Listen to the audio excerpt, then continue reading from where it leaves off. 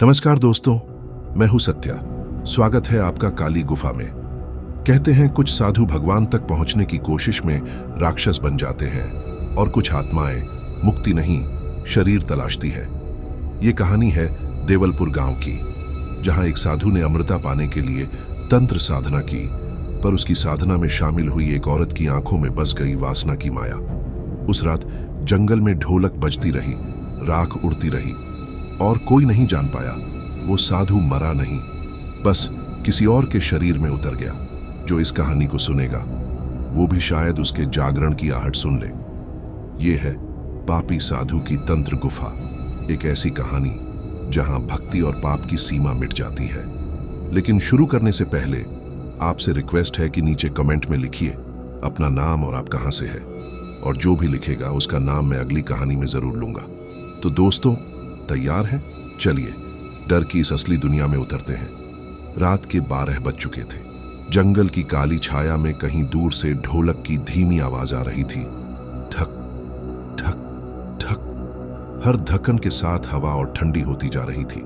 गांव के लोग कहते थे, उस पहाड़ी के पार जो गुफा है ना, वहां एक साधु रहता है जो तंत्र करता है, और जिसकी नजर जिस पर पड़ जाए वो इंसान जिंदा नहीं बचता। लेकिन एक दिन वहीं से एक औरत की चीख सुनाई दी। लोग डर के मारे दरवाजे बंद कर लेते थे, पर राघव नाम का नौजवान जो गांव में नया था, उस रात चीख की दिशा में निकल पड़ा। गुफा के बाहर झिलमिलाती आग के चारों तरफ अजीब निशान बने थे, जैसे किसी ने खून से मंत्र लिखे हों। वहीं एक साधु पीली आंखों और राख से सने शरीर के साथ आंखें बंद करके किसी तंत्र साधना में लीन था। राघव ने कांपते हुए कहा, बाबा, यहां से चीख आई थी, कोई औरत थी क्या? साधु ने धीरे धीरे आंखें खोली। उन आंखों में ना इंसानियत थी ना दया, बस एक ठंडी भयानक चमक थी। वो मुस्कुराया। वो औरत नहीं बेटा, माया थी, मेरी साधना का हिस्सा। राघव पीछे हटने ही वाला था कि अचानक उस गुफा में एक धीमी कराह सुनाई दी। हवा में किसी औरत की महक तैर गई, मीठी लेकिन सड़ी हुई सी, और दीवारों पर परछाइयां मानो नाचने लगीं। साधु ने आंखें बंद कर लीं और कहा, अब तू भी आ गया है मेरे चक्र में, अब ना भाग सकेगा। गुफा की छत से काले धुएं की लहरें उतरने लगीं, और उस धुएं के बीच से एक औरत का चेहरा उभरा। सुंदर, लेकिन आंखें खाली, होंठों से खून टपकता हुआ। राघव की सांसें रुक गईं। वो समझ गया, ये कोई साधु नहीं, ये तो वासना के तंत्र का राक्षस है, जो सुंदरता के जाल से आत्माएं निगलता है। और फिर गुफा में ढोलक की वही आवाज दोबारा गूंजी, धक धक धक। लेकिन इस बार हर धक्कन के साथ राघव की चीख भी शामिल थी। सुबह का उजाला गांव तक तो पहुंचा, पर उस गुफा की दीवारों पर अभी भी रात जमी हुई थी। राघव के लापता होने के 3 दिन बीत चुके थे। लोग फुसफुसाते थे, वो गुफा जहां से चीख आई थी, वहां से अब रात में कोई औरत की हंसी सुनाई देती है। गांव की एक लड़की थी, आर्या, तेज, जिद्दी और बेखौफ। वो राघव की बचपन की दोस्त थी, और अब उसका अचानक यूं गायब हो जाना उसे अंदर तक तोड़ चुका था। उसने तय किया, अगर वो गुफा किसी राक्षस की है तो मैं उसकी आंखों में देखकर लौटूंगी। रात होते ही आर्या ने दीपक और ताबीज लेकर सफर शुरू किया। जंगल के पेड़ हवा में झूम रहे थे, और हर डाल ऐसे हिल रही थी मानो कोई उसे देख रहा हो। गुफा के बाहर पहुंचकर उसने दीपक जलाया। दीवारों पर वही खूनी मंत्र, वही राख और वही डरावनी नमी थी। पर इस बार गुफा में एक और चीज थी, राघव की चप्पल। उसका दिल सिहर गया। वो धीरे धीरे गुफा के अंदर बढ़ी। अचानक हवा रुकी और एक मीठी आवाज गूंजी, कितनी देर लगा दी, मैं तो तेरा ही इंतजार कर रही थी। आर्या ने दीपक ऊपर उठाया, और सामने वही औरत खड़ी थी जिसका चेहरा उसने गांव के मंदिर की मूर्ति में देखा था, माया। पर उसकी आंखों में अब देवी की शांति नहीं थी, बल्कि पाप की आग जल रही थी। तू कौन है? आर्या कांपते हुए बोली। माया मुस्कुराई, मैं वही हूं जिसे उस साधु ने सौंदर्य का रूप दिया, पर आत्मा छीन ली। अब मैं हर औरत में उतरती हूं और हर मर्द को अपने वश में करती हूं। आर्या ने पीछे मुड़कर देखा। साधु अब उसके पीछे खड़ा था, राख से सना, बिना पलक झपकाए उसे देखता हुआ। उसकी आवाज फटी हुई थी, अब तू आई है मेरी साधना पूरी करने, वो अधूरी माया तेरे शरीर से पूरी होगी। दीवारों से काले धुएं के हाथ निकलने लगे। धीरे धीरे वो आर्या के चारों तरफ लिपट गए। हर कराह के साथ गुफा की छत कांपने लगी। आर्या ने ताबीज उठाकर मंत्र बोला, एयूएम नमः भैरवाय रक्षा करो। धुएं में अचानक एक चीख फूटी और साधु पीछे गिर पड़ा। माया का चेहरा तड़पने लगा, उसकी सुंदरता सड़ने लगी, आंखों से खून बहने लगा और उसने चीखते हुए कहा, वो गया नहीं, वो अब तेरे भीतर है। गुफा में फिर वही ढोलक की आवाज गूंजी, ठक ठक ठक। दीपक बुझ गया और हवा में अब आर्या की कराह गूंज रही थी। गांव में भोर हो चुकी थी, मंदिर की घंटियां बज रही थीं, पर हवा में एक अजीब सन्नाटा तैर रहा था। 3 दिन बाद आर्या लौट आई। लोगों ने राहत की सांस ली, लेकिन किसी ने ध्यान नहीं दिया। उसकी आंखें अब पहले जैसी नहीं थीं। वो धीमे बोलती, धीरे मुस्कुराती और अक्सर रात में अकेले कुएं के पास बैठकर खुद से बात करती। एक शाम उसकी सहेली रीना उसके पास गई। आर्या, सब कहते हैं तू बदल गई है, क्या हुआ उस रात? आर्या ने सिर झुकाया, धीरे धीरे बोली, कुछ नहीं रीना, बस अब मैं सब जानती हूं। कौन किससे क्या छुपा रहा है, किसके दिल में क्या है। रीना हंस पड़ी, ये कैसी बातें कर रही है तू? इतना ही बोली थी कि आर्या ने उसका हाथ पकड़ लिया, ठंडा जैसे बर्फ का टुकड़ा।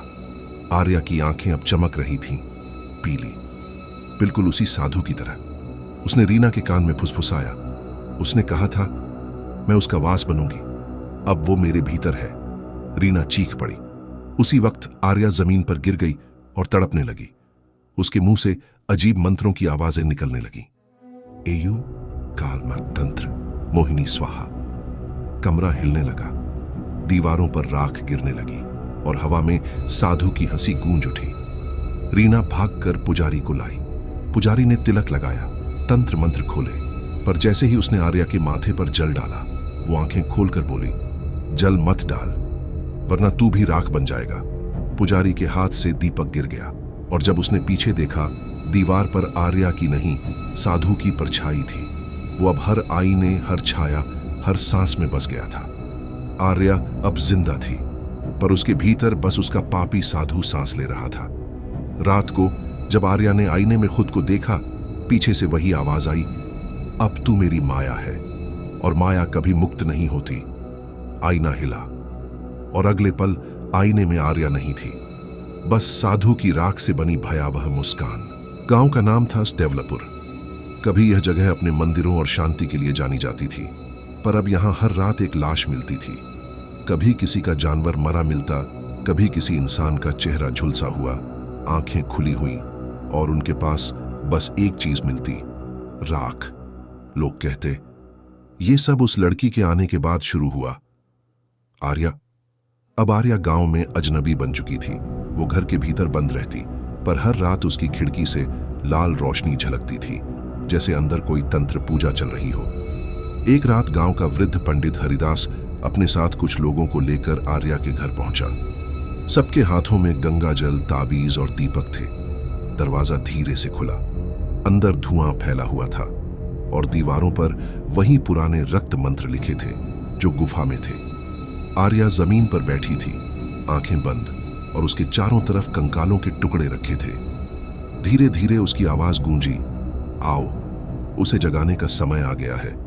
हरिदास चिल्लाया, यह साधना छोड़ दे, तेरे भीतर पिशाच बसा है। आर्या ने आंखें खोली। उनमें अब इंसानियत का कोई निशान नहीं था। वो बोली, पिशाच नहीं गुरु, वो जिसने मुझे जीवन दिया और तुम सबको मृत्यु देगा। कमरा कांपने लगा, दीवारों से राख उड़ने लगी और हवा में ढोलक की वो भयावह धुन फिर गूंज उठी। ढक ढक ढक। हरिदास ने ताबीज उठाया। एयूएम नमः चंडिकाय स्वाहा, उसने मंत्र बोला, पर तभी आर्या की हंसी फटी, खौलते तेल जैसी आवाज जो कानों को जला दे। उसके बाल हवा में लहराने लगे और पीछे दीवार पर उभरी साधु की विशाल छाया। वो आवाज गूंजी, तेरा मंत्र मेरे सामने कुछ नहीं हरिदास। जिस राख से तू डरता है उसी में तेरी आत्मा समा जाएगी। अगले पल दीपक बुझ गया और सब कुछ काला। सुबह जब गांव वाले पहुंचे तो घर की जमीन पर सिर्फ 7 राख के ढेर थे और बीच में आर्या खड़ी थी। उसके माथे पर साधु का त्रिपुंड उभर आया था। अब वो सिर्फ आर्या नहीं रही, वो बन चुकी थी शापित माया, एक जीवित साधना जो हर रात एक आत्मा निगलती थी। देवलपुर अब गांव नहीं रहा था, बस राख, धुआं और डर की गंध रह गई थी। हर घर की चौखट पर दीपक नहीं, राख का टीका लगा था और बीचों बीच बैठी थी आर्या। अब उसके बाल जमीन तक फैले हुए थे, माथे पर रक्त से बना त्रिशूल और आंखों में जलती हुई काली ज्वाला। वो अब इंसान नहीं रही थी, उसके भीतर बसता था वो साधु जो कभी मोक्ष चाहता था पर अब वासना और शक्ति का दानव बन चुका था। रात के 12 बजे गांव की सीमा पर काली हवाओं का चक्रवात उठा। ढोलक की आवाज गूंज रही थी, ढक ढक ढक। पर इस बार हवा में एक और आवाज थी। मैं लौटा हूं, वो आवाज थी राघव की आत्मा की।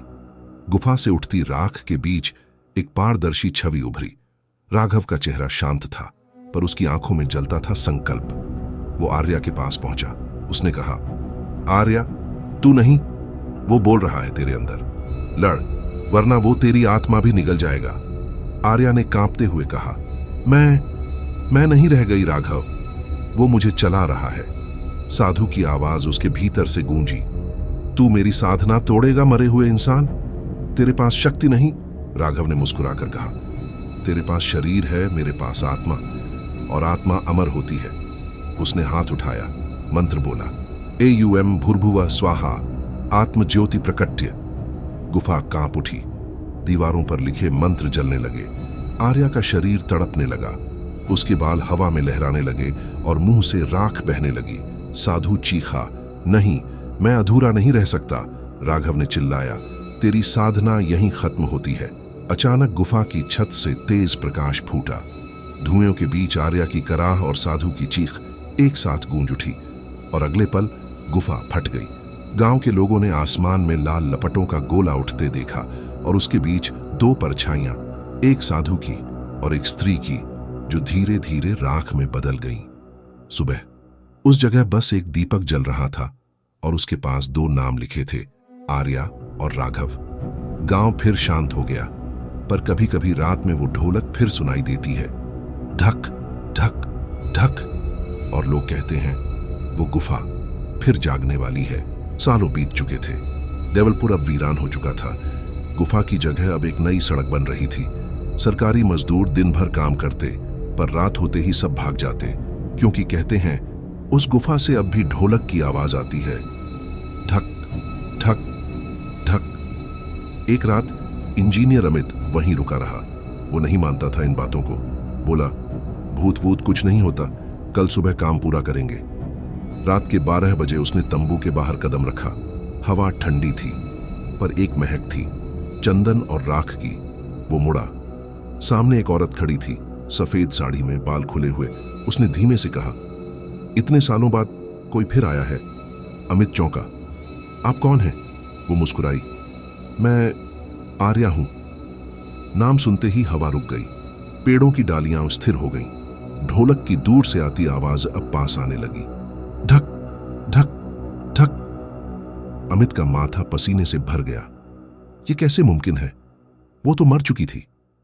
आर्या ने पास आकर उसके कान में फुसफुसाया, मरे हुए कभी पूरी तरह मरते नहीं अमित, कभी कभी वो नया रूप लेकर लौटते हैं। अमित ने देखा, आर्या के पैरों के नीचे जमीन काली हो रही थी और वहां राख से धीरे धीरे त्रिशूल का निशान बन गया। अचानक पीछे से एक और आवाज आई, अब साधना पूरी होगी।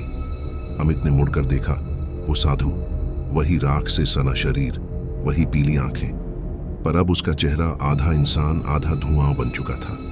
आर्या मुस्कुराई, गुरु, आपने कहा था माया अमर है, देखिए मैं लौट आई। साधु बोला, और अब तेरा नया शरीर मिल गया है। उसने अमित की तरफ इशारा किया।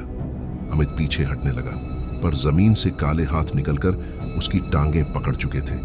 हवा में मंत्र गूंजने लगे, एयुएम काल तंत्राय नमः, मोहिनी स्वाहा।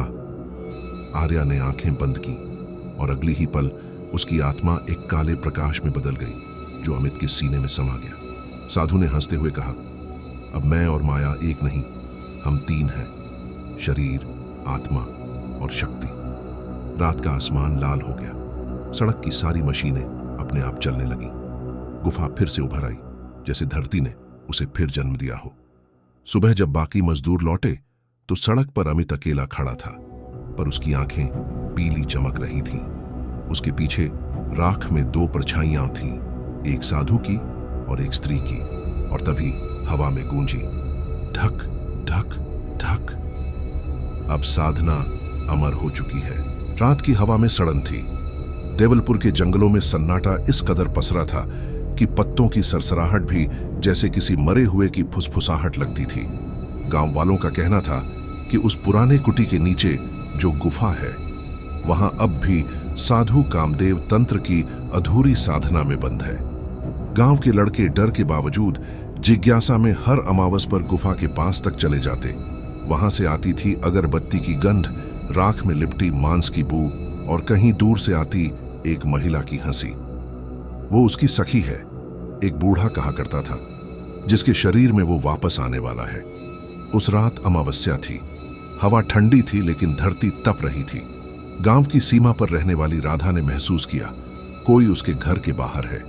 दरवाजे के नीचे से राख की एक पतली लकीर भीतर सरक आई और फिर उसने सुना, धीरे से कोई बोल रहा था, मेरा शरीर अधूरा है। राधा ने डर के मारे दीपक बुझा दिया, लेकिन जैसे ही अंधेरा फैला, दीवार पर किसी का साया उभरा, एक साधु का, जिसकी आंखें लाल थीं और जटाएं राख से लिपटी हुईं।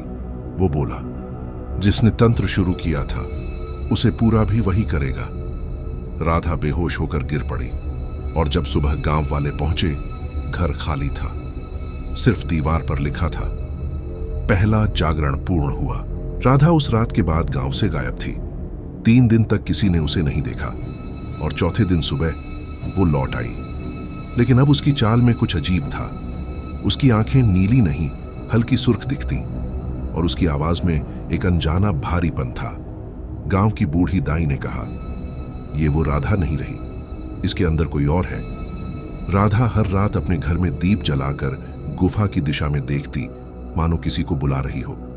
कभी अकेले हंसती, कभी अपनी परछाई से बात करती, कभी धूल में कोई अज्ञात चिन्ह बनाकर उस पर राख फेंकती। एक रात उसकी सहेली माया डरते हुए उसके घर पहुंची। राधा, तू ठीक है ना?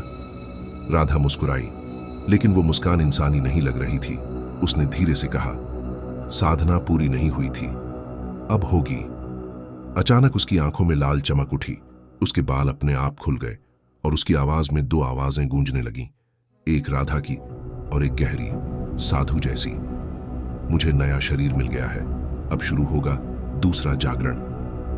अगली सुबह माया की लाश गांव के किनारे मिली। उसके माथे पर राख से लिखा था, तंत्र आगे बढ़ चुका है। उस दिन के बाद गांव में लोग रात को बाहर निकलना बंद कर दिए, क्योंकि हर अंधेरे कोने में कोई धीमे से मंत्र बोलता सुनाई देता था, कामेश्वराय नमः, मृत्युम जयंती साधना प्रारंभ। और हर बार ये आवाज वहीं से आती, तंत्र गुफा की दिशा से। देवलपुर गांव अब लगभग सुनसान हो चुका था। लोग अपने घरों से बाहर नहीं निकलते थे। हर अमावस को आसमान में लाल धुंध फैल जाती और दूर जंगल की तरफ से ढोलक की धीमी थाप सुनाई देती, ढप ढप ढप। राधा अब गुफा में रहने लगी थी। वो वही पुरानी गुफा जहां कभी साधु ने कामदेव तंत्र की साधना शुरू की थी। वहां अब हर जगह राख, हड्डियां और लाल धागे बिखरे थे।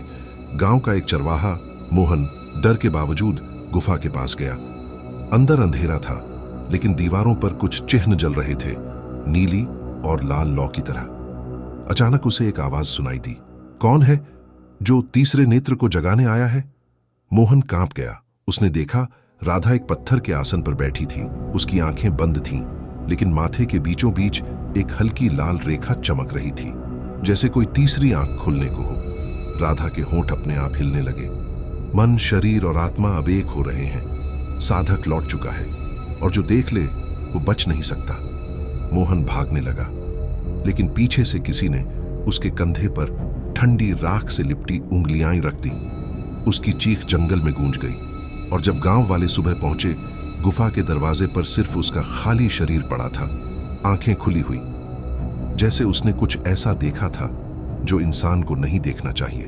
और दीवार पर लिखा था, तीसरा नेत्र खुल चुका है। उस दिन से गांव के आसमान में रात को लाल बादलों के बीच किसी साधु का चेहरा दिखने लगा। कहते हैं वो देखता है हर उस इंसान को जिसने कभी उस गुफा का नाम लिया हो। देवलपुर अब एक मृत गांव बन चुका था।